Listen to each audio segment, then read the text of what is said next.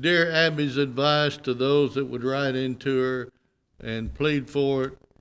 She was a Jewish woman, I think, and how she got her reputation, I don't remember. I think I knew it one time, but I'll be 80 my next birthday, and so you can understand why some things are not as readily recalled as others. But here's the letter. In 1988, my beautiful 22-year-old daughter was killed by a drunk driver. At first, I screamed, he not only killed her, he killed me too, only I can't die. I then got on my knees and begged God, you can do anything. You can perform miracles. You can bring my daughter back to life. Please, God, let me trade places with her. Let me lie in that coffin and let her out to live her life. She's only 22 years old, God. She's never been married or experienced the miracle of being a mother. I'm old, I've lived, I've had my chance at life, but she hasn't. Please, please, let me trade places with her. You can do it. And then she says, as you see, Abby, I'm still here. And not because I want to be either, mostly because I don't have the guts to pull the trigger or take the pills to get me out of the terrible pain and loss I live with every minute of my life. God didn't see fit to bargain with me. God doesn't plea bargain like men do. God didn't answer my prayers, and I resent being told that I have no right to question God. If there is a God, and if I ever get to meet him face to face, you can bet your life I'll have plenty of whys for him to answer. I want to know why my little girl died and that drunk was allowed to go on living. I am mad that I'm having to live in a world where she no longer lives, and I want to know why. Surely God has a heart and soul that are capable of hurting just as I hurt. Why would he not expect to be questioned if he has anything to do with miracles? I don't fear the Lord. I don't fear hell either. I know what hell is like. I've already been there since the day my precious daughter was killed. Please sign me a bereaved mother. When I first read that letter, I had all kinds of critical things to say about this woman who had just lost her child. And but I go back and think about it, and as I analyzed it again, I can see the pain. You can too. And the questioning that we have because of things. And one of the problems is that Abby's advice to her wasn't very timely. She said, there are no easy answers. You know how comforting, compassionate hands this organization can be. Your only other ally is time, which has a way of healing broken hearts. And after I read that, I wondered why they even have Dear Abby in the paper. I mean, she left this poor woman without any real answers. But are there any real answers? I think there are. Sometimes they're not easy to come by, but this woman's only satisfaction would be for God to somehow move his cosmic computer mouse to edit and then click on undo. and bring her daughter back to life. But that's not going to happen until the day that God calls us all to come to Him for a final judgment. And as I said, Abby was a Jewish woman, but I don't know how much of the scriptures she didn't know. But she couldn't call upon any scriptures to encourage this woman. I guess maybe Abby thought that would be too much in trying to force a belief in God to this woman who was blaming God for the death of her daughter. This is a sad statement indeed, but there are many other genuine atrocities that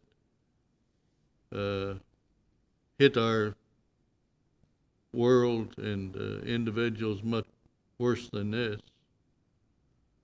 The word Holocaust comes from a Greek word meaning burned whole. We talk about the Jewish Holocaust that happened in World War II, where over 6 million Jews were put to death by terrible German leaders and their soldiers.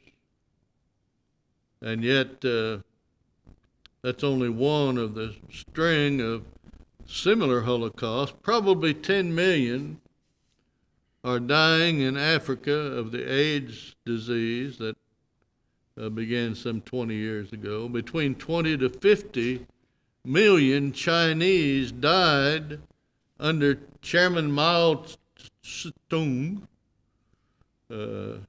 hard name to say. The same percentage of Cambodians died under Pol Pot as Jews under Hitler. And we do not know how many Soviet citizens died under the reign of Joseph Stalin. There were tens of millions.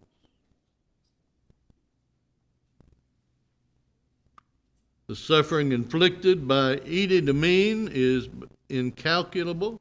Idi Amin was called the Butcher of Uganda, small country in Africa of about 12 million people, but Idi Amin butchered over 300,000 of those people from that small country. And the truth about it is, many more die from what we commonly call natural disasters. Each year, hundreds of thousands die from starvation. Millions suffer from malnutrition. 25,000 died in one earthquake in Mexico City, and over 200,000 perished in a similar disaster in China. And we could multiply that many, many times over. And we talk about the many who suffer are innocent children, or the poor and the elderly. And we wonder why we do not have the means to stop this from happening. When the Titanic sunk, the world's first unsinkable ship,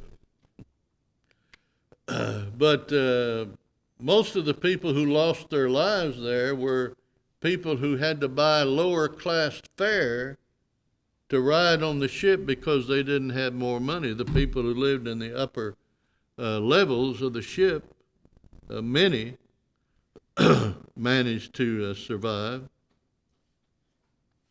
But without anticipating all the answers that might be given to this bereaved mother or others who have been bereaved by all of these other things that we've mentioned, it might be well to notice, and I hope you caught that when I was reading her letter, that this lady said that she wished she were dead. but she didn't have the power to take her own life. Didn't mean she couldn't, but it meant that she would rather survive this life in spite of the incredible pain and hurt that she was suffering. Life still had meaning to her. And so she continued to live. People kill themselves every day, many. And yet this lady could not bring herself to end her life in spite of her tremendous emotional distress. She still valued life, even with its pain, over death. The so-called problem of God and evil, and this is where we're headed with this introductory material,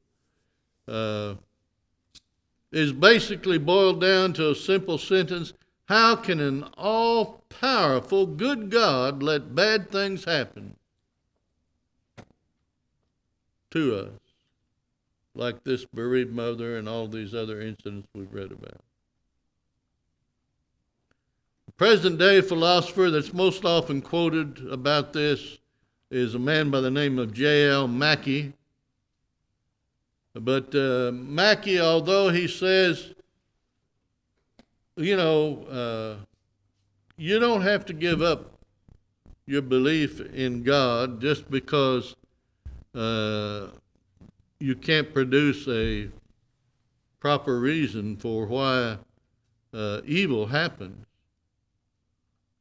But he says the problem of evil, in the sense which I shall be using the phrase, is a problem only for someone who believes there is a God who is both omnipotent and wholly good. What's the name for being wholly good?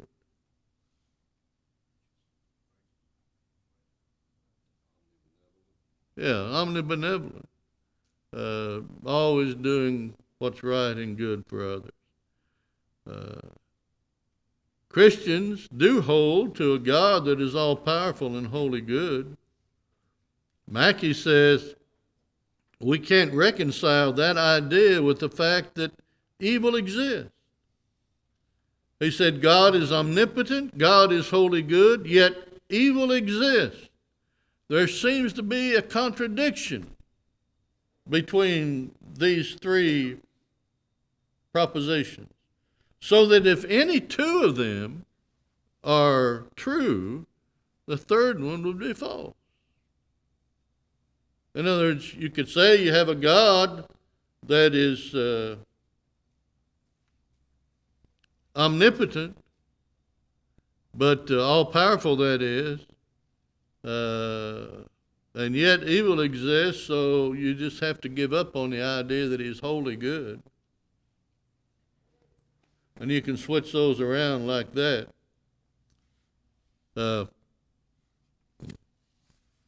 Mackie says, good is opposed to evil in such a way that a good thing always eliminates evil as far as it can.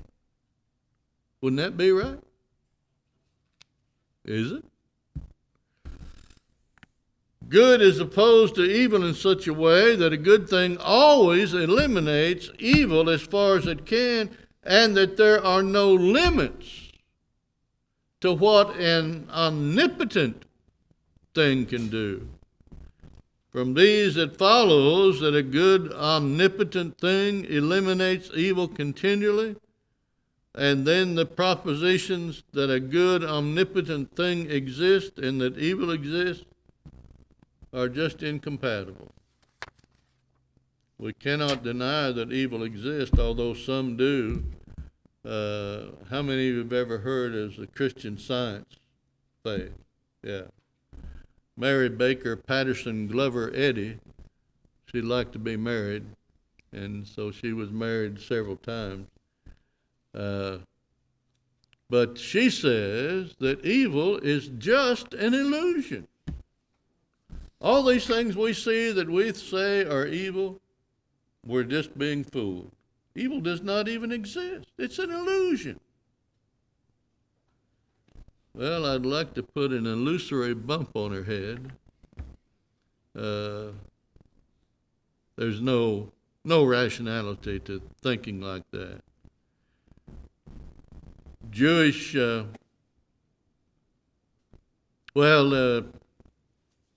Epicurus, who was not an atheist like Mackey, he believed in a God, but he believed that given the amount of evil in the world, it just proved that his God had no interest in anything. And deism is somewhat parallel to that. There are a lot of deists in the world. Thomas Jefferson, one of the great founders of this country, was a deist. You would not think so from all that Mr. Jefferson did and his thinking, but in spite of the fact that Jefferson helped write the Constitution, that all men are created equal in the sight of God, and all of that, he did not believe that God had a hand in anything that went on here on this earth. He created the world and just let it go. It is what it is, and it will be what it will be. But God has no interest in it. He is not involved in it in any way.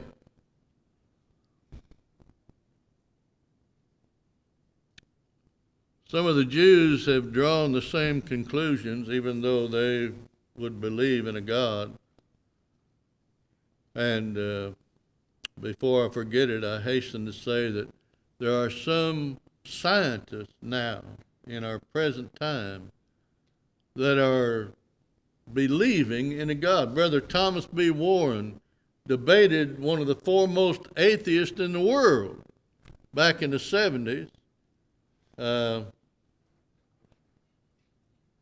Wait a minute, I'll think of his name. Anthony Flew. See, I told you I'd think of it. Well, I created him.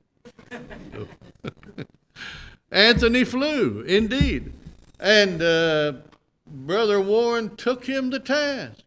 You need to read the Warren-Flew debate. Take some time to read it, because it'll cause you to think. But Brother Warren did excellently, and Flew did poorly, and it just looked like after the debate was over, that was it, you know. Brother Warren lived several more years, but died. Heart problems. Flew continued to live up until just a few years ago. But before Flew died, he gathered a bunch of news people together, and he said, well, I just want to state that I do believe in God.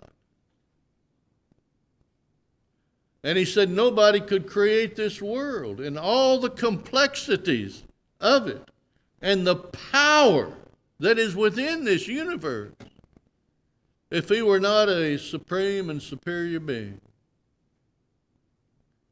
Now, we might get excited about that and say, oh, Flew believes in the God of the Bible. No.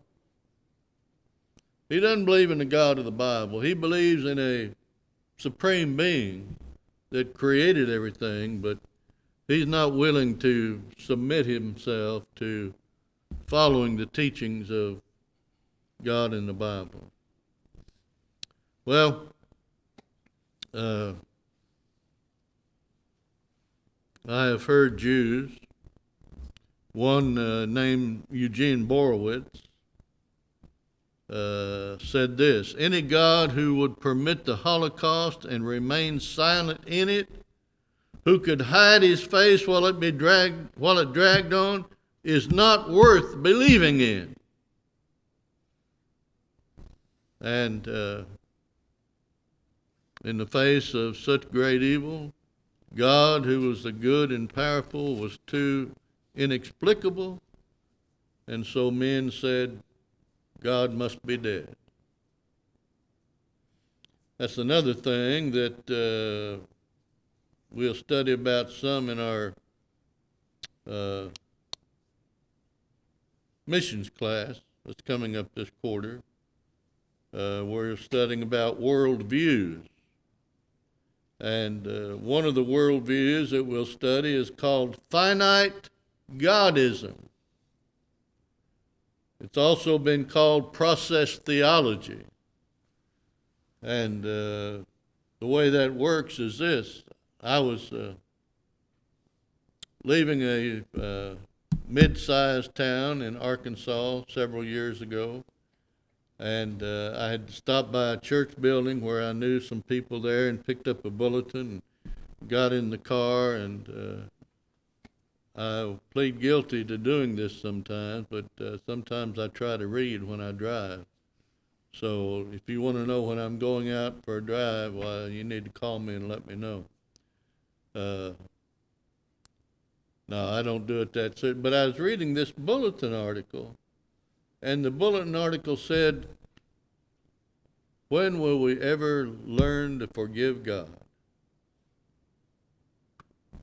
And I thought, that's interesting.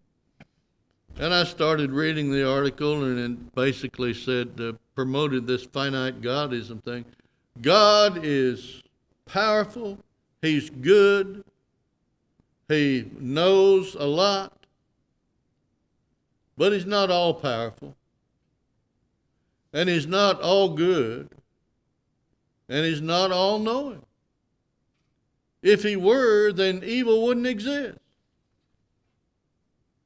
A man by the name of well,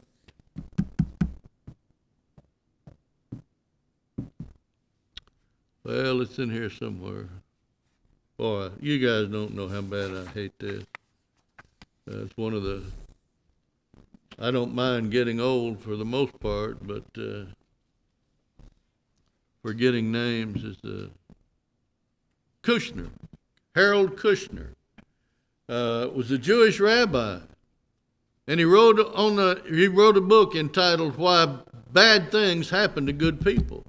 And in that book, he proclaimed the concept that God lives, and he created the world, and he's in and of the world. But we have to be willing to forgive him when God doesn't live up to our expectations.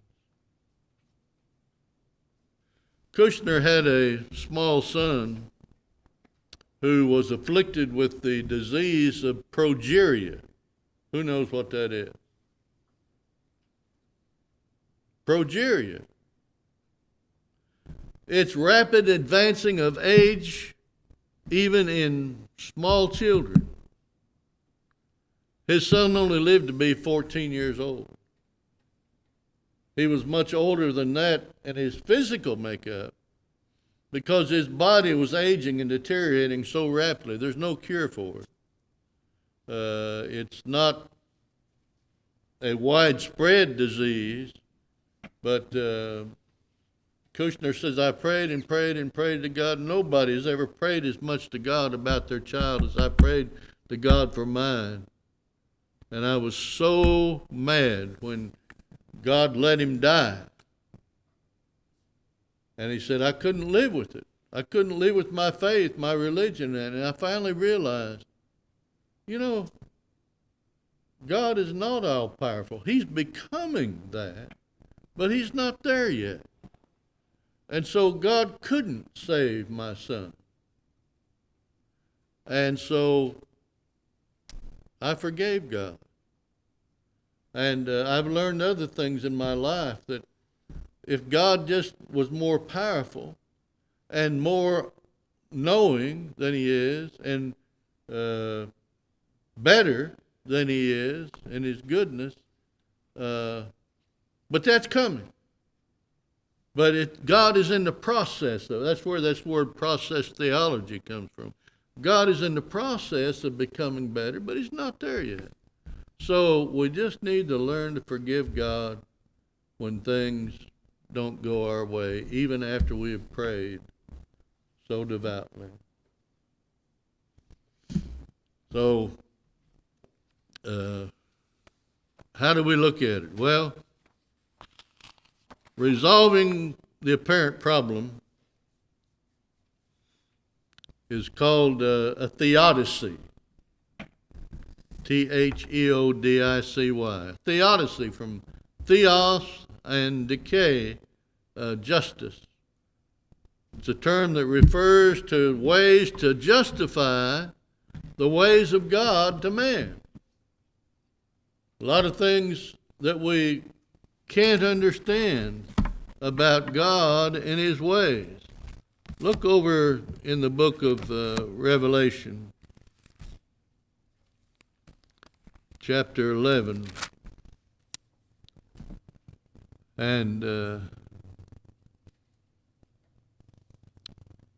someone read verses 33 through the end of that chapter, please. Stand up and read that. How about Romans 11? What did I say? I think I said Revelation. Yeah, well, you can read Revelation if you want to. I'd rather you read Romans. I'm sorry. I don't know why I did that. It's in the same section. It's in the New Testament. Oh, the depth of riches, both of wisdom and knowledge of God. Stand up.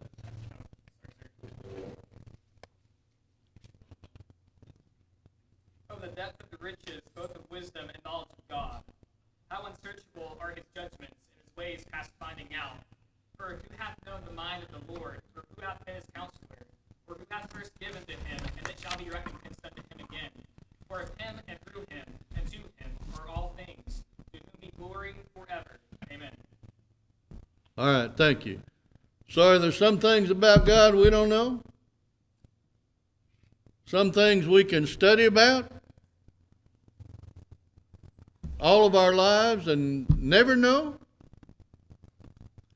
What does He mean when He says that there are some things that are unsearchable and His ways past finding out?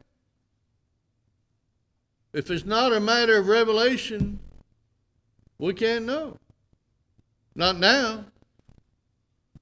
Someday we may know more, but not now. So we have to be content with that sometimes, but that's not necessarily true about this problem of evil. We can come up with some, I think, good studies on that, and one of the best, I believe, is a work by Brother Thomas B. Warren. Anything you can get from Brother Warren's worth reading and contemplating. His book on sin, suffering, and God.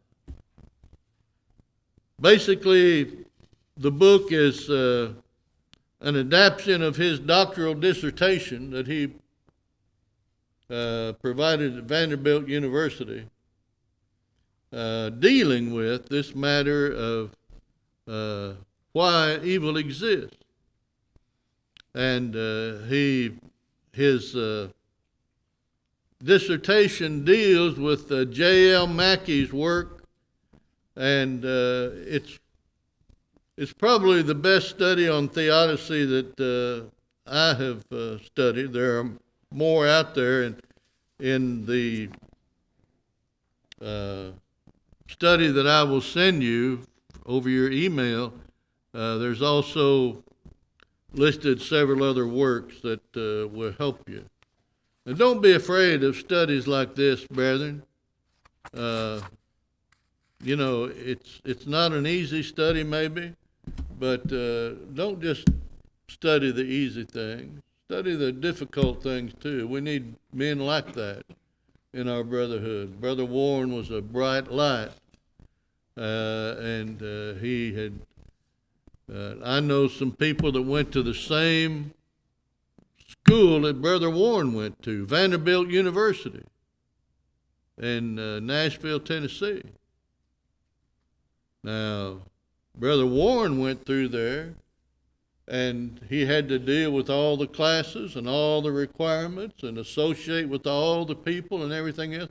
He never changed from what he believed and taught before he went there. He just learned how to do it better from some of the ways in which they instructed him and showed him. But I know another man who was a very prominent preacher in the area of Memphis here, and I used to listen to him as I drove on the weekends when I preached in a little congregation up in Bakersfield or Bakersville, Missouri, just up over the line. It was about 120 miles, I think, up there. But I'd drive there every Sunday. And as I would drive up there, I would listen on the radio. One was to Hubble Shelley, who was at that time still minister of Getwell Road Church of Christ. And also a later program was Brother Alan Heyer, also connected with the Getwell Church of Christ. Through the years, Shelley has totally changed, and Brother Hires is totally the same, I believe. I don't know of anything he preaches now that he didn't preach back then. And yet, Brother Shelley, he said as he associated with those people up there, he saw how nice they were and everything, and he thought, these people can't be lost. And so he said, here's the way it is. We are the Church of Christ. That's our heritage. That's how we were trained. But other people, like Baptists, have been trained in Baptist doctrine, and that's their heritage. And they're good people. And for a while, he thought they were wrong on baptism. And now I see I'm taking off in a different direction. I'm not supposed to do that. But BJ and I used to attend Freed Hardeman College lectureships every year. We haven't been able to go together for quite a while. But in 1983, Hubble Shelley was at Freed Hardeman, not in an acceptable position as a speaker, but he was making criticisms of our views on baptism. And he was changing, and he said, I basically think that anybody who's been immersed in water in the name of Jesus Christ is saved from their sins and as good a Christian as anybody else walking around out there.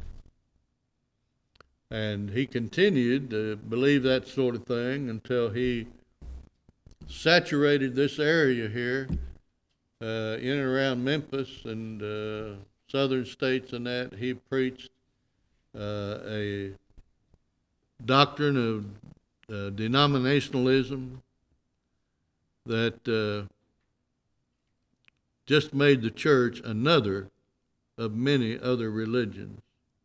That's the way he was going. Now, I didn't need to say all that, but I did. And now I want to read to you Brother Warren's position on this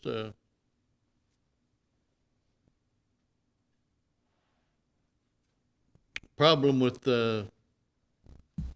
evil existing. Now, Mackey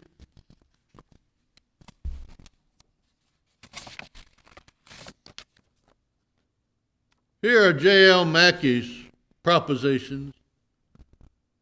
He says God, assuming he exists, is omnipotent. God is wholly good.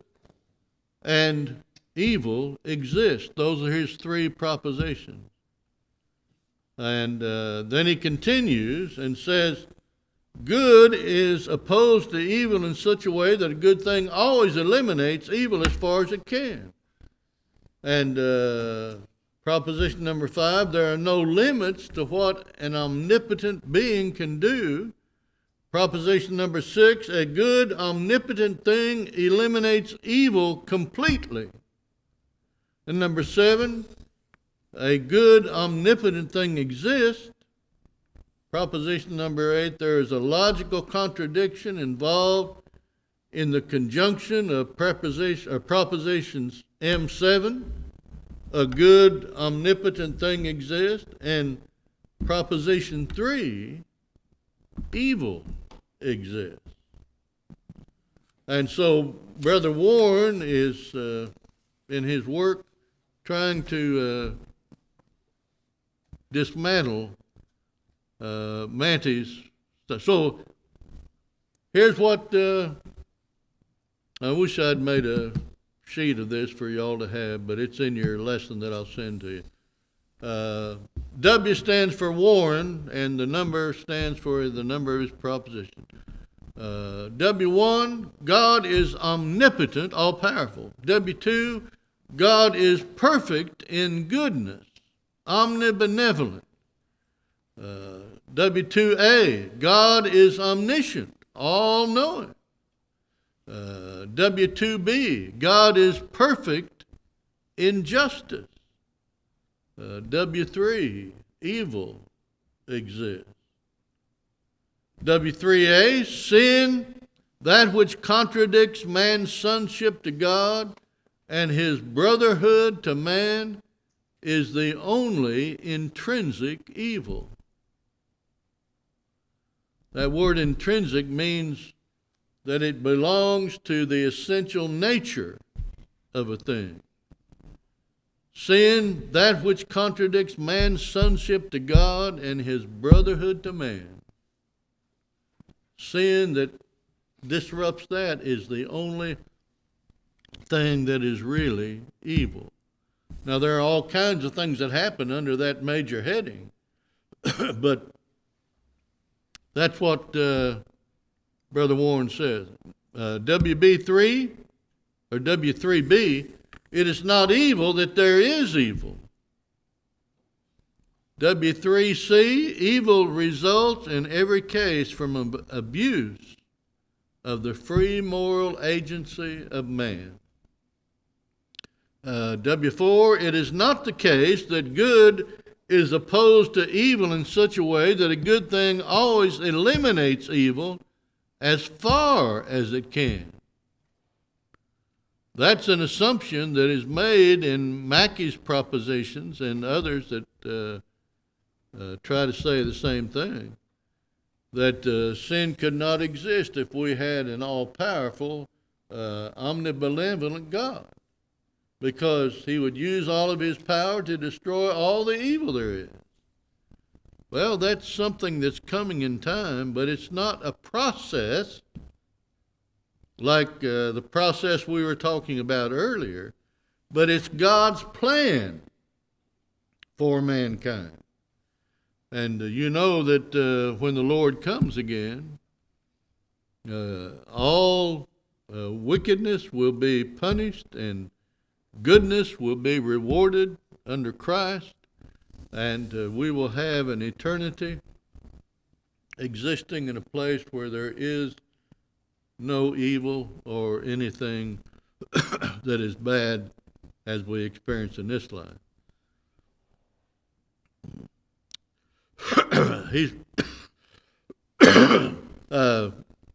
W6, it is not the case that a good omnipotent being eliminates all evil completely, and yet W7, a good omnipotent thing exists. W8, it is not the case that there is a logical contradiction in the conjunction of propositions W7 and W3. In other words, W3 says evil exists, W7 says a good omnipotent thing exists. W8, I just read it. W9, this world is as good as any possible world for the purpose God had in creating it. Now mark this. This is one of the key points. That this world is as good as it could possibly be for the purpose God had in creating it. But you understand that this world, God's original creation, went through a change, did it not? When Adam and Eve sinned in the Garden of Eden, they lost their purity and relationship with God. This world changed. It had a curse put on it by God, and it was not the same as it was in the original Garden of Eden before sin came. So this world is as good as possible for the purpose God had in creating it. W10, every instance of human suffering results from some condition which was necessary to providing man with the ideal environment of soul making. You think about that. Every instance of human suffering results from some condition that God deemed was necessary to provide man with the ideal environment for soul making. W10A, God is not blameworthy for having created a world in which both righteous and wicked persons suffer during this earthly life. W10B, God is not blameworthy for having created a world in which there seems, to some people at least, to be what's called dysteriological suffering. That word dysteriological means what? Pointless. In other words, some people say, well, this is just pointless suffering. There's no reasonable way to explain that. Well, we'll see. W11, every instance of animal pain results from some condition which is necessary to providing man with the ideal environment for soul making. W12, every instance of natural calamities, tornadoes, earthquakes, etc., results from some condition which was necessary in providing man with the ideal environment for soul making. W13, man's life is an earthly life is a probationary period, that is, during which his fate in eternity is settled, and it is his only probationary period. W14, man is immortal, that is, man will live on after physical death in a non-probationary period, which is non-ending. W15, the stakes in the eternity, the stakes in eternity, that is, the blessings of heaven and the punishment of hell, are of such magnitude as to render all suffering in this life of no ultimate negative significance. Do you believe that?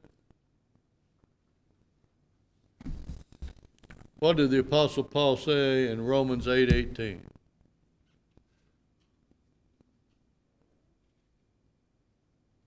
For I reckon that the sufferings of this present time are not worthy to be compared with the glory which shall be revealed in us. Say it louder so everybody can hear it.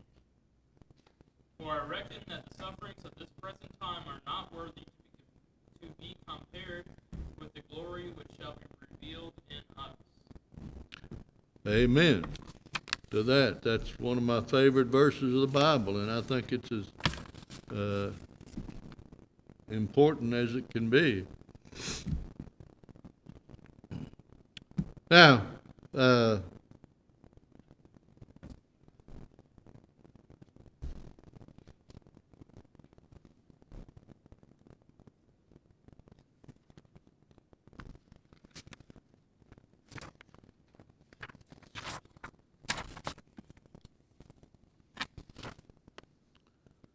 Warren discusses these 22 propositions under 7 major themes, and we'll not have the time to go through all of those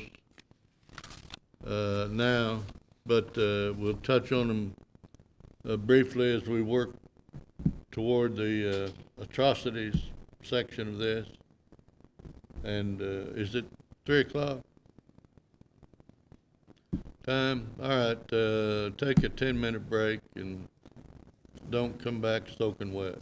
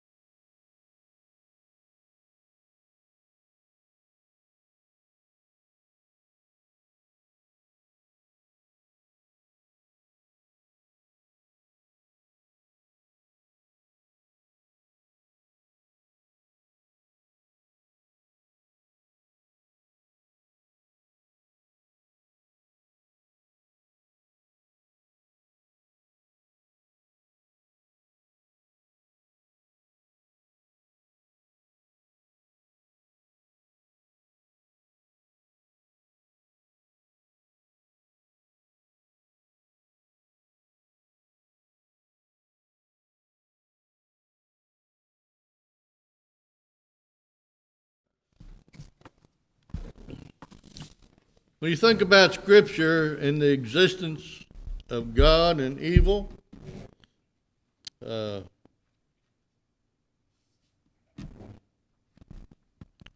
Warren says, when atheists gleefully accept the claims of the Scriptures that God is all-powerful and wholly good, and why do they gleefully accept those Scriptures?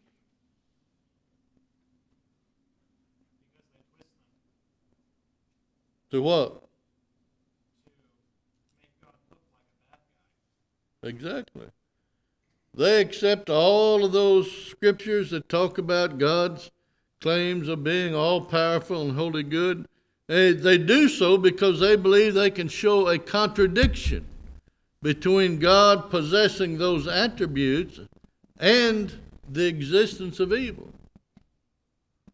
Brother Warren points out, if the atheists are willing to accept how the Bible characterizes God as all-powerful and completely good, because they think it proves their case against God, are they not likewise obligated to deal with whatever else the Scriptures say in defense of God's existence and how His total character can be reconciled with the fact that God exists?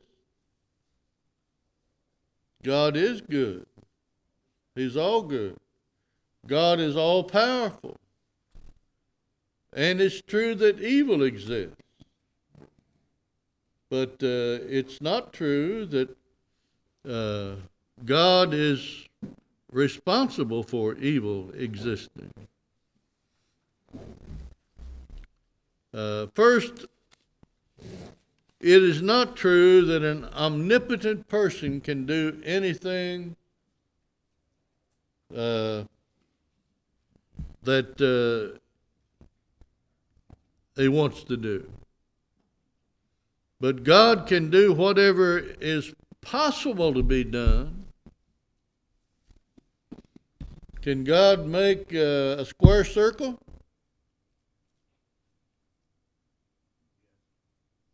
No. How about, does God make a married bachelor? What?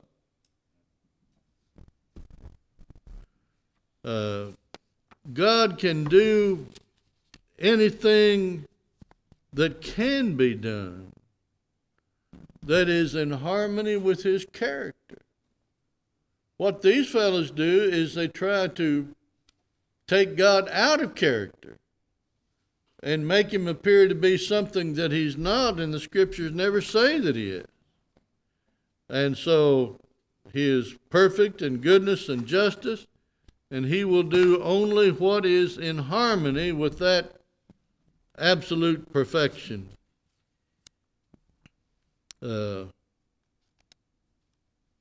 When God created men as free moral agents,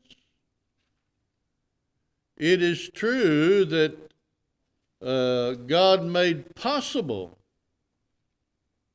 the beginning of sin, but God did not create sin.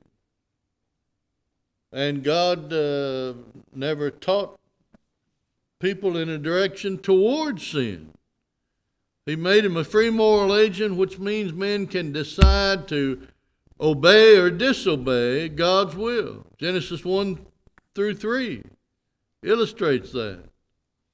God told Adam and Eve not to eat of the tree of the knowledge of good and evil. In fact, Eve indicated that God made a further direction. It says, don't even touch it.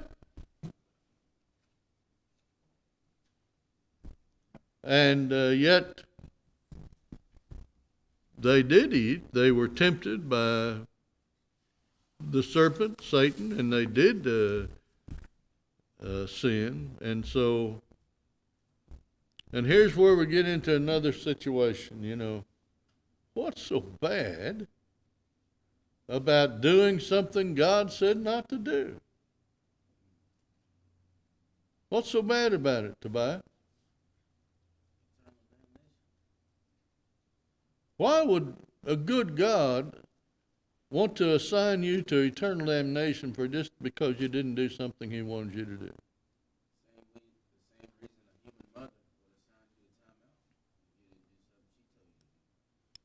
Are you saying there's a comparison to be made between time out and hell?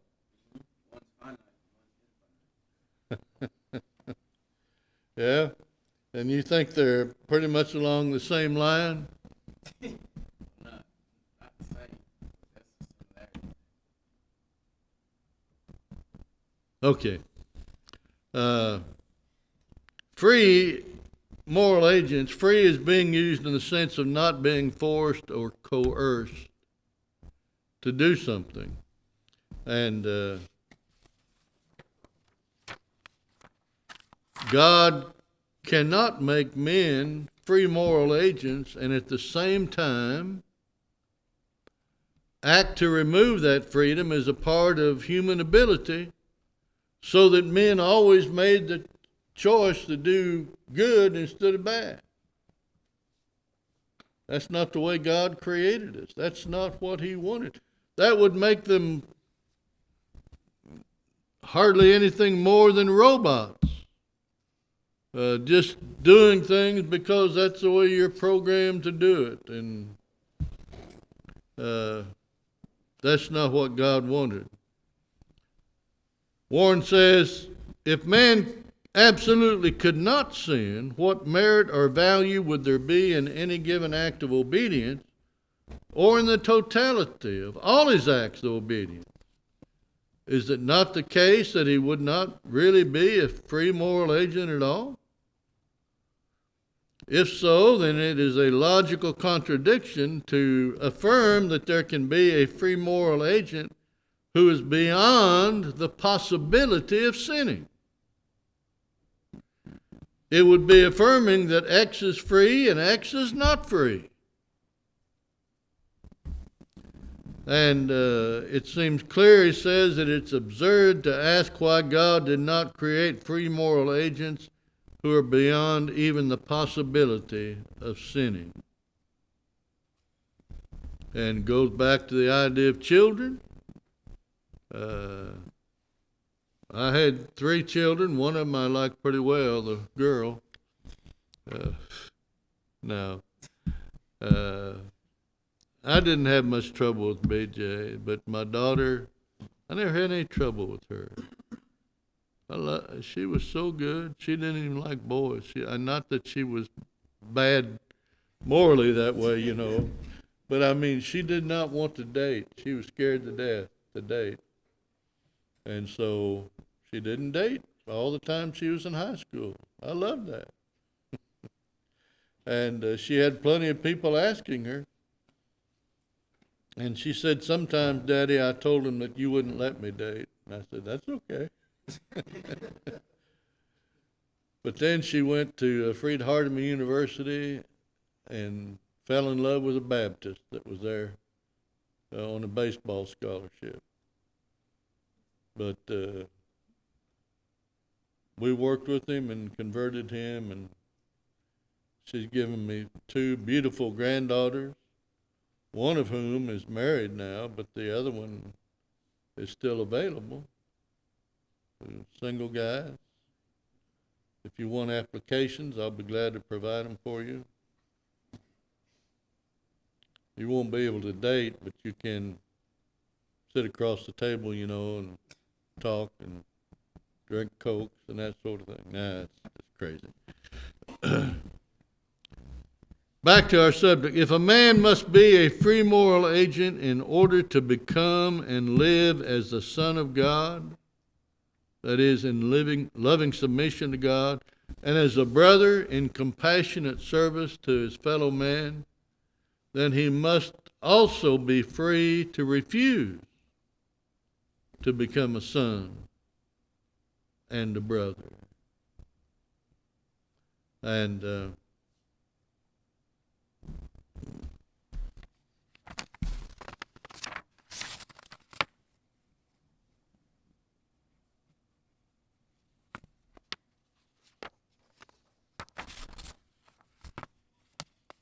This stuff's all good, not because I did it, but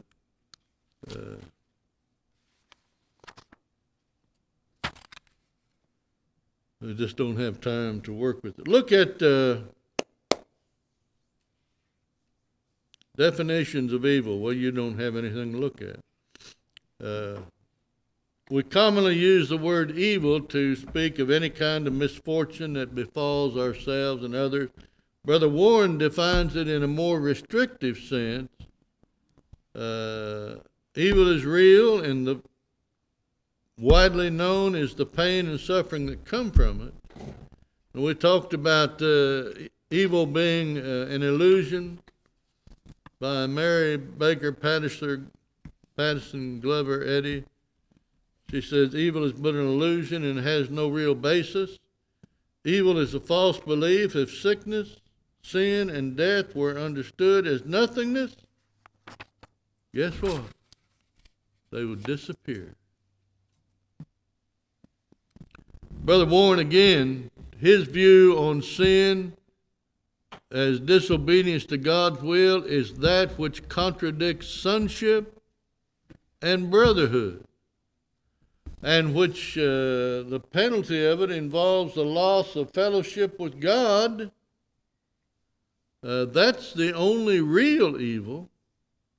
With all the sins that we look at are connected with that idea of refusing to be a child of God and refusing to love our fellow man.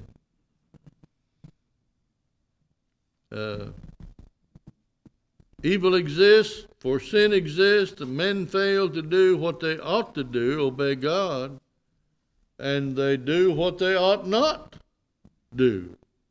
That is, disobey God. Now notice this statement by Brother Warren.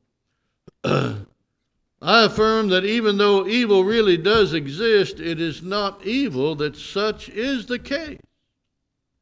God created man as a free moral agent, and thus with the freedom to contradict sonship and brotherhood, that is, with the freedom to sin. Further, since man's freedom has been the door through which the only evil, that is, sin, has come, then man, not God, is blameworthy for the sin which occurred. Go back to Adam and Eve in the Garden of Eden. Was God responsible for their sin? Did God cause them to sin? Did God tell them it's all right for them to sin? No. Man made that choice. And it was not evil for God to create man with the power to do evil and to inflict pain and suffering, for such power is necessary for the power to do good. And it's better that man should be than he should not be. Now, look again at this best of all possible world.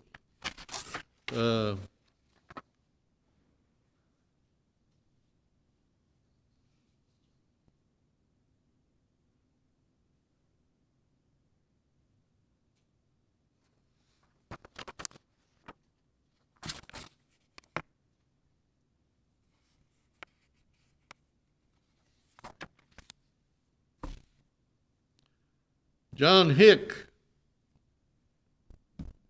is another philosopher that deals with this problem of God and evil.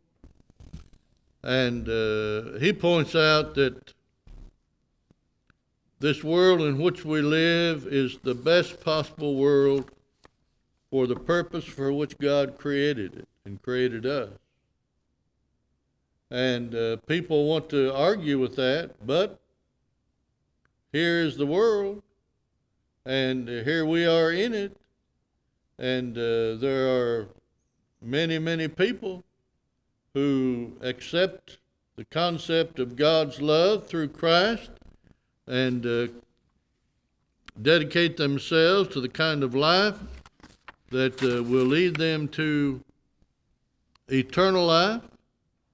And yet, somebody says, you know, if God could just speak to me personally, I'd believe in him and do whatever he says. You think that's right? Did God ever speak to any people personally in the Bible? Did they always do what was right? No. And another guy says, well, if God could just write it across the heavens in a message in smoke, you know, I am God, obey me and live, I'd believe it. Well, has not God really done that? What's the psalmist say? The heavens declare the glory of God, and the firmament shows his handiwork. And our writer of the book of Romans, in verses, 20 and 21? Read that. For the invisible things of him from the creation of the world are clearly seen, being understood by the things that are made, even his eternal power and Godhead, so that they are without excuse. Because that when they knew God, they glorified him not as God, neither were thankful, but became vain in their imagination, and their foolish hearts were dark. All right.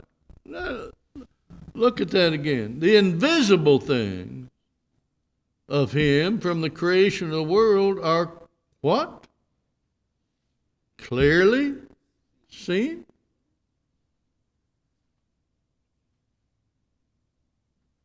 Now, he doesn't mean that they're clearly seen in the sense that I see you or you see me.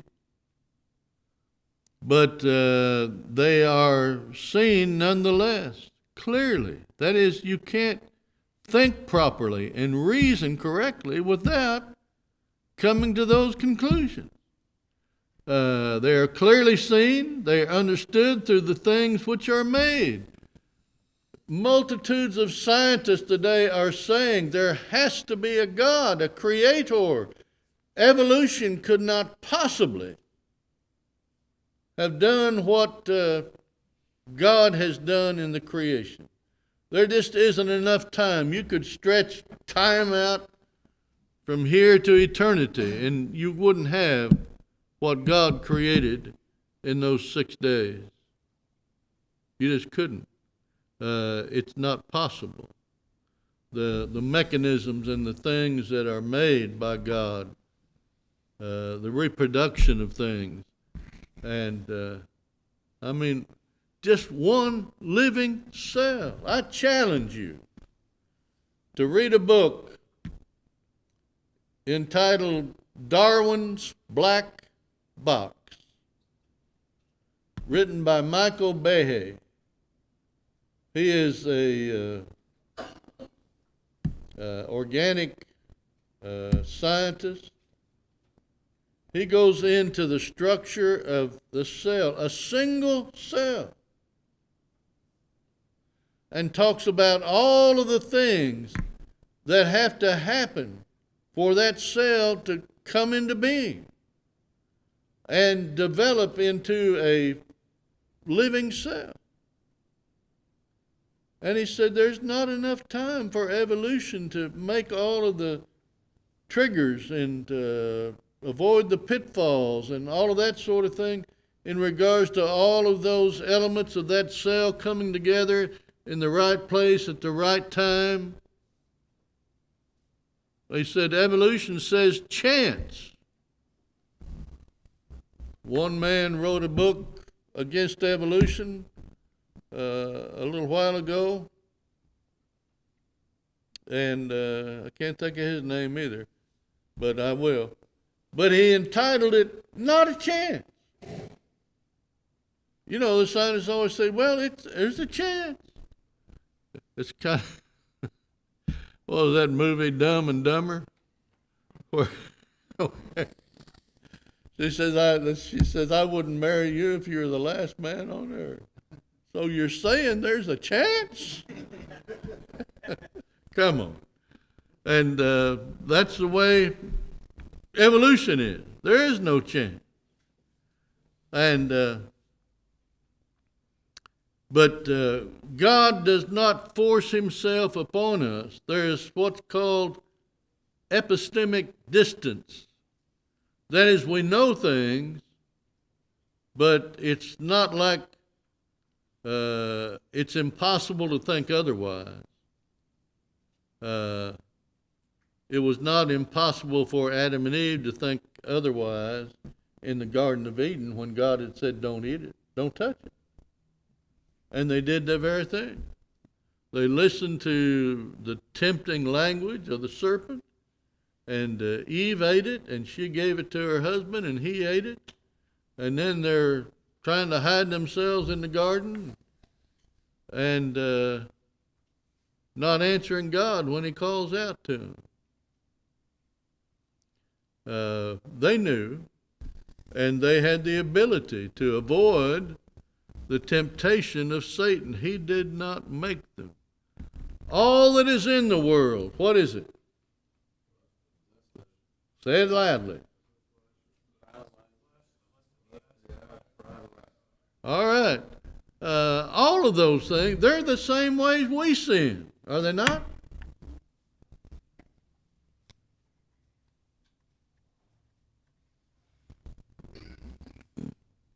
And so he says the reality and presence of God must not be borne in upon men in the coercive way in which their natural environment forces itself upon their attention. That is, God is not slapping us across the face and saying, hey, here, look at me. Doesn't do that. You go out in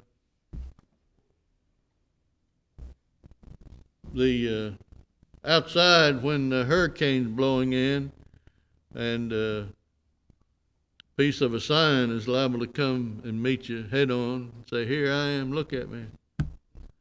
Well, God doesn't do that. But do you ever just go out and look up at the stars? Do you ever even sit down with your daughter or your granddaughter and look at a little honeybee working with a piece of clover, you know, and think about all the marvels of God's creation and how things work together? And it's just awesome, I tell you. And I love to go on NASA's website and just look at all of the pictures that the Hubble Telescope, and what's the latest one? I forget the name of the, but they've got a newer one that's out there with even more power than the Hubble. I lived in Princeton for about 7 years where Edwin Hubble was born. And they have a mock size of his telescope that he invented in the square of the downtown area. And you look at those pictures and you see the millions, billions, trillions of stars.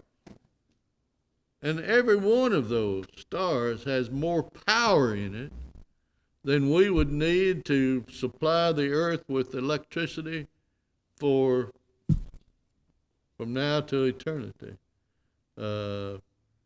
And God made all of that. How'd he make it? Boy, this is hard work, guys. Making those stars. What? He spoke, and it was done. He commanded, and it stood fast. Does not that stagger your mind?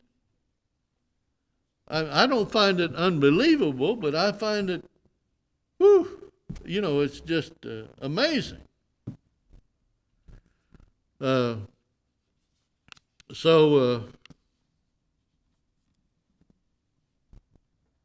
Warren says, we should expect the world to be such that, given this willingness, which is the volitional element in religious faith, we become able to recognize all around us the signs of a divine presence and activity. Don't ever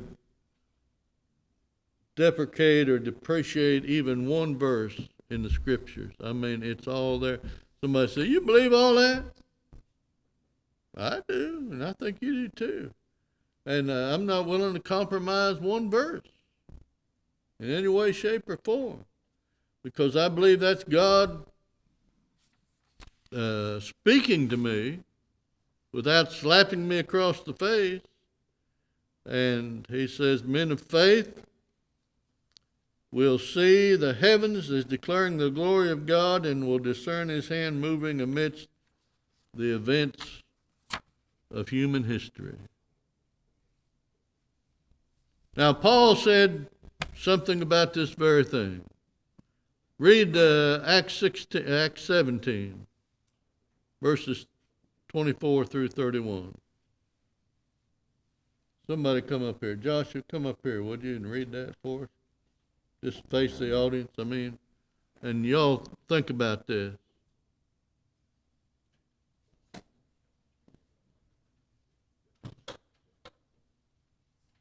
17 what?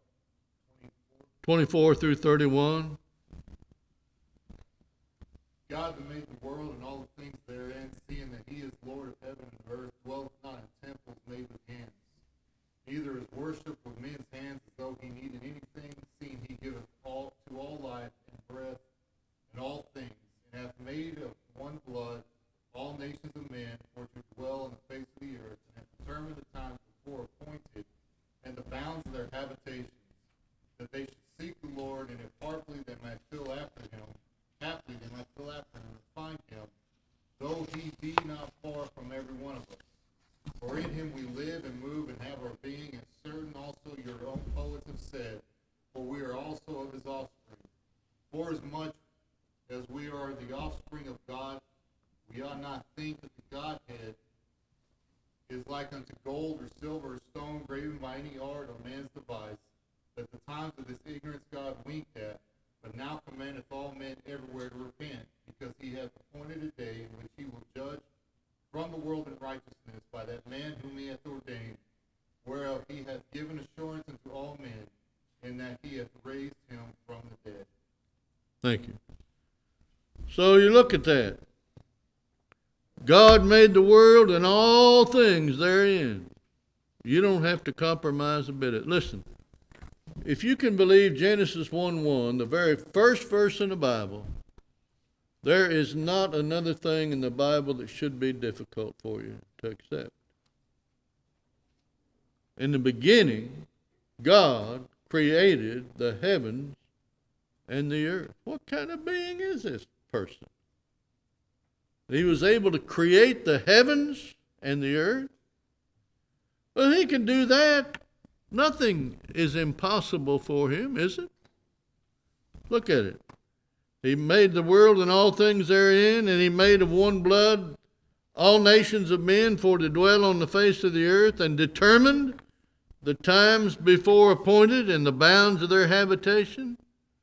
God is busy in all of that. We may not understand why God works the way he does, but these are solid promises. And you notice the purpose statement that's made in verse 27. He did all of this, that. In other words, here's the reason why God did it. That they should seek the Lord, if haply they might feel after him and find him, though he be not far from every one of us. Sometimes you just have to get men on the road to seeking him, on the way to seeking him, and just put that idea in their heads. You know, you don't have to expound on every passage in the Bible to have somebody start on their journey to God. I've told you about my conversion before, and Joe Crockett just put into my mind the idea that I needed to read my Bible, and he was right. But I never thought of that. Thank God he did. And his parents raised him that way. And so I sought the Lord. I did feel after him. I found him. And I don't believe he's very far from any one of us, Paul said. And who's Paul speaking to? Think. Who's he speaking to? Who are the Athenians? What's so great about them? What were they? They were idolaters. Had they ever believed in the true God? No. Did they ever know anything about Christ? No. But Paul is teaching them here and saying, you know, this is the way it ought to be. And he did have some success there.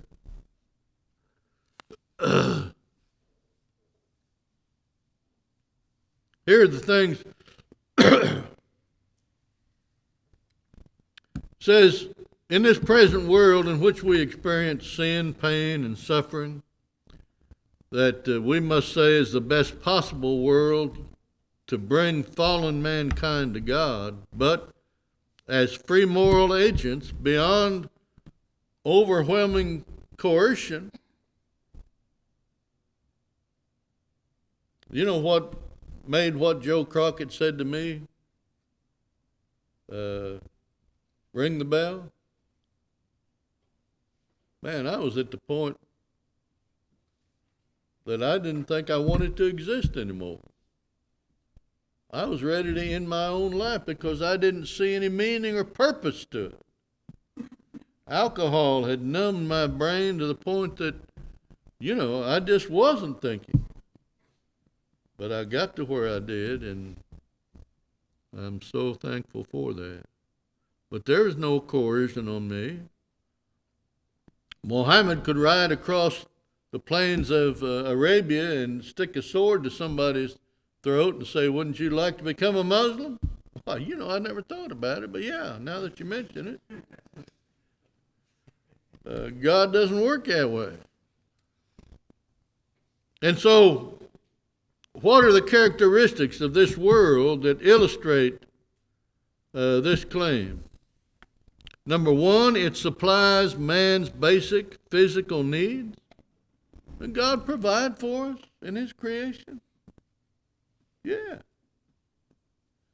We have all things we need. It allows man to act as a free moral agent. We're not slaves. We're not duty bound to act in a way. I mean, we have free moral agency. Number three, it permits man to be challenged. Think about this. It permits man to be challenged regarding himself and his environment. Brothers, don't ever let yourself become satisfied with where you are. I'm serious. I just started a couple of months ago taking a series of 36 different in-depth lessons from one of the apologetics networks, and I'm enjoying it, and it's challenging me. Number four, it allows man to learn those things most needed about himself, both physical and spiritual, and his environment. Now, in saying the above makes for the best possible world to come to God, we must admit there are problems that confront us. In this world, we have human suffering, which is or can be intense and prolonged, inflicted upon both the innocent and the wicked, and it is distributed out of proportion from what we think is tolerable or due, and sometimes seemingly gratuitous or pointless. There are natural calamities such as drought, famine, disease, floods, fires, earthquakes, tornadoes, hurricanes, landslides, avalanches, and there's animal pain for which seemingly they can do little to help themselves, and moral evil in the suffering one brings upon oneself or one puts upon others.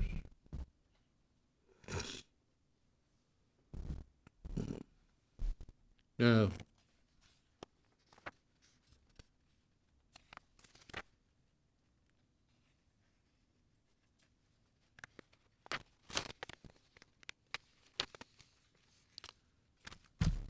Warren lists some of the benefits that he sees in suffering, and I want you to think about these as we go through them. And again, this is in the list of things that you'll get if you get the study. Some of the benefits of suffering are, number one, it allows a life of self-denial, which is the greatest life. You believe that? Why is the life of self-denial the best life?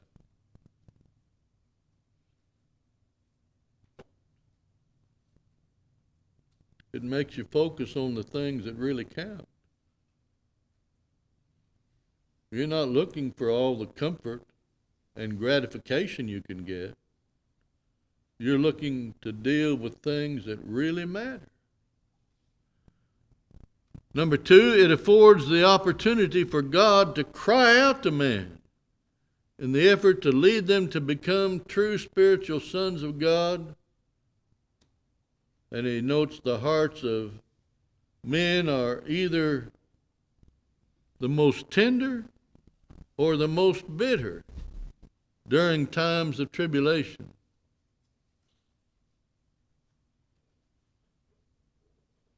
And number three, it affords the opportunity for one to develop and grow in moral character and fortitude, virtue, courage. You're challenged by the things in life that cause you to become a man. If you're not one already, and you learn to face up to trials and tribulation, and you know that God is there, and God wants you to succeed. And, it's not just a life of ease. Number four, it affords opportunity for man's love for God and man to be tested in the finest way possible. That is, one must choose suffering over sin.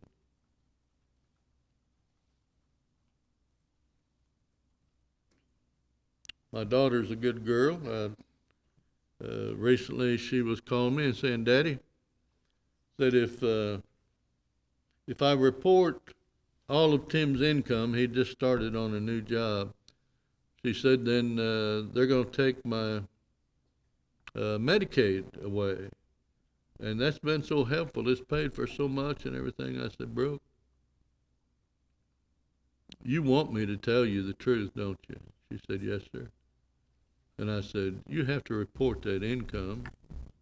When you signed up for that, you agreed that you would do that. And I said, you won't be able to live with yourself if you don't do that. I know it can create a hardship on you, but I believe God will take care of you. And she did that, and she called me back and said, Daddy, I really feel good about what I did. And I said, I knew you would. A good girl. Number five, it affords exceptional influence in bringing the wayward back to God. That is, suffering tends to be highly conducive to leading such men to reevaluate their attitudes and actions. Sin doesn't pay, it takes away. It hurts. And you learn You know, it's like putting your finger on a hot burner in a stove. You do that once, you say, wow, man, what a big old blister comes up there, and you're carrying that thing around with you for a week, and the next time you see a hot burner, you're not in any way tempted to put your finger on there, are you? You learn from things. And number 6, it provides the basic ground for growth in compassion and love for one's fellow man. Even if you're not going through problems right now, somebody is. And what a great person you can be by reaching out and trying to help others in their times of need. Does it make demands on you that you'd rather not have to deal with? Good. But if you're going to do God's work and love your fellow man as you love yourself, you're going to do that. Number 7, it helps one better appreciate the love which he has for others and that others have for him. Number 8, it helps man to better understand the love of God for him and his own love for God. And number 9, it will help him to better appreciate the grandeur of heaven in the life to come. We sing that song, when with the Savior we enter the glory land. What? Won't it be wonderful there? You ever think about that? I know you do. All right. So now that leaves us about 10 minutes to deal with moral atrocities. And so let me just skim through some things here. Thomas Paine was a deist. He lived at the same time that Thomas Jefferson was helping out with to found this country and that. And Jefferson liked Thomas Paine, but he wrote 2 books on the Age of Reason in which he criticized the Bible. He said the Bible was more than half filled with obscene stories, voluptuous debaucheries, cruel and torturous executions, and unrelenting vindictiveness. Strangely enough, when Paine talked about his writing against the Bible, he admitted that he neither had a Bible or a Testament in hand while he was doing so. So he was depending a lot on what others had said rather than what he had found out himself. How many of you know who Steve Allen is? Oh, I'm older than I thought. Steve Allen was one of the original men in the Saturday Night Live. You know, it was called The Tonight Show, I think, back then. But he was a comedian. He was a songwriter. And a couple of songs, and I won't say you would know them because you didn't know him, so you probably wouldn't know. But he wrote 2 books of over 900 pages on the same thing.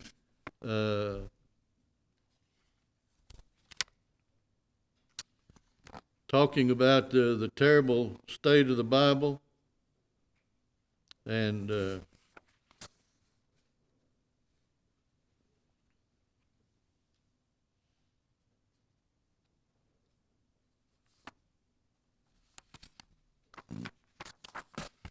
but Paine and now here was the deal with Thomas Paine. He didn't believe the Bible because it attributed all these terrible things, he says, to God, and he didn't believe God was guilty of those things. And he thought that the men who wrote the Bible are just a bunch of vile, ignorant idiots that he wanted nothing to do with, and he tried to disabuse the mind of the people from any concern for the Bible. But, like he said, he never had a Bible when he was doing all that writing. Now, he might have known some of the bad situations that the Bible describes, but he didn't know the God of the Bible. He couldn't without studying the Bible. And so you don't think a whole lot about what he wrote. James Bales wrote one time, and Brother Bales, about anything Brother Bales wrote is worth having except the stuff at the end of his life that he wrote on marriage, divorce, and remarriage. I love the man. He did such great things for me. But I could not follow him down that road. But Brother Bales wrote, before he ever got into that later mess, those who believe in God and the existence of moral law must grapple with the problem of moral difficulties in the Bible. But those who reject God and the reality of moral law are either using an argumentum ad hominem or argue from the principles which destroy their atheism and their moral relativism. The argumentum ad hominem is where you take the position which another person occupies, although you do not accept that position, and you turn it against him. It's an effort to blow up the opponent's position from showing the self-contradictions within. So he says, the consistent atheist repudiates God and moral law. Therefore, he cannot say anything is really morally wrong, since the moral realm does not exist. One cannot say that something is an injustice unless there is a standard of justice. Nothing is bad if there is no good. Nothing is immoral unless there is a moral law. When one makes value judgments, he makes judgments in the light of a standard of right and wrong. However, if right and wrong do not exist, one cannot be consistent and condemn anything as wrong. It may be pleasant or unpleasant, but it cannot be good or evil. The atheist cannot be consistent and say that something in the Bible is a moral difficulty, for if matter in motion, which is what organic evolution is the sole reality, one cannot pass from the description of an event to an evaluation of an event. To say something in the Bible is morally wrong is to say there is a standard of morality in the light of which one judges the event to be immoral. If man is just an animal and morality is a state of flux and flow, how can one say that anything is morally wrong? One person likes strawberries, and another likes to inflict pain on little animals or human animals. But who can say that the latter is immoral? You have a situation like Judges 21:25, which says what? Every man, there was no king in Israel in those days, so every man did that which was right in his own eyes. Exactly. And, well, I tell you, brethren, I'm going to put a paper clip on the rest of this material, and if I get a chance to preach in chapel or get some time, I will get us all together and we'll go over it. But when you get the material, I don't expect you'll read all of it at once, but I hope what we've covered is helpful to you, and I hope you'll get a lot more out of the lesson when you get it. I see you're putting all your stuff up and zipping up your bags, and I never told you to do that. Did I? Put your stuff up and zip your bag. All right, brethren, you've been very attentive, and I appreciate it.